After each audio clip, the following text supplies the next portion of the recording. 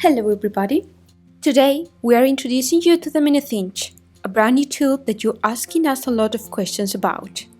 It's not in stock yet, at least today, the day this video is uploaded, but if you see this later, you'll have a link to the Mini Cinch in the description box. As you can see, it's a much smaller tool than the normal cinch. Let's have a look at it. We can easily compare it with the Heidi Swap cinch tool, because they both make square holes, but at first glance, you can see the difference in size. We could almost say that the Mini is half the size of the normal cinch. With the pink cinch, we can make up to 12 holes at a time. It is a more steady tool and very comfortable to use. The Mini cinch is much lighter and handier, but we must take into account that we can only make 6 holes at a time. This does not mean that we cannot make larger projects. We can always keep drilling until we reach the size we want. We could bind a 30 cm project with either of the two tools with no problem. We know you're going to ask, so this is our opinion. For projects with a wide, larger spine, we recommend the large cinch. But if you're going to make thinner projects where you can use the 5/8 ring, the Mini will be great. Now, let's take a look at the different parts of the tool. Here we have the alignment guide, and here, printed, we have the instructions we should follow. If our paper is a whole inch or half an inch, that's 3 inches, 5 inches, or 6.5 inches, we'll place the alignment guide on the letter A. However, if our paper is an A4, an A5, or ends in 1/4 inch, we will move the guide to the letter B. If a piece of paper ends in 3/8 or 7/8, the letter C would be the position to place the guide. If our paper is smaller, we can follow the inside ruler. This paper, for example, measures 3 inches. We place it lining up the middle up to the 3 mark and we punch. We are going to make an example with the white part of the paper, so you can see how to place it. Place the guide in position and punch. Now we have the first 6 holes.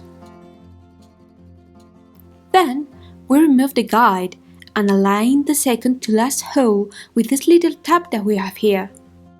Lower it and punch. We raise the tab, and that's it. As you can see, there are no holes either close to the edge of the paper or cut in the middle. We are going to bind this little project so that you can see a complete example. Our pages are 4 3/4. We always recommend to make some tests in a piece of paper of the size of your project. We first tested how it would look like if we only made 6 holes by centering the paper. To do that, we use this ruler and place it according to the size of our paper. It would look like this. But we also tested how it would look like if we make holes along the entire paper. With the sample, we decided we liked most this one and start making a little project. We place our papers following the guide, as we said, at 4 3/4. We have already punched the covers. You can punch it with this tool, but keep in mind that you will need to apply a considerable amount of force. They measure 5 inches, so we center them following the ruler. As we have drilled 6 holes, we are going to cut our ring with a pair of pliers. Remember that we can only use 5/8 rings with the Mini Cinch. This side part of the tool helps us to insert the ring. Next, we need to place our album in the order and position we want the pages to go in. So I'm going to share a little tip with you. We grab the back cover and pretending that there is some rings here, we bring it to the front. This is not necessary, but it is highly recommended, so the rings are hidden inside the album. It will look much better. We just have to place them, starting with the back cover in the position where we have already indicated. the front cover facing it, and then all the pages.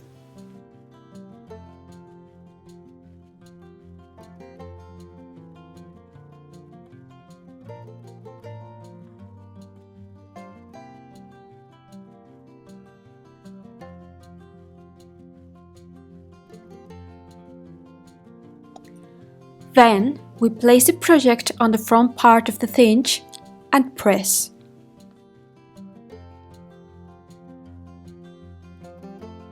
Inside the album we have the ugliest part of the ring, so to speak. Now it is hidden and we can see it from the outside. Don't forget to look in this compartment from time to time and empty all the confetti that remains from the cats. For sure, we can make good use of it.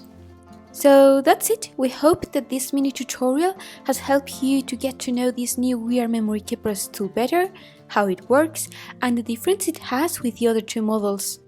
If you have any questions, write us in the comments. We will be happy to talk with you. It will be available on the web very soon. That's all. See you soon.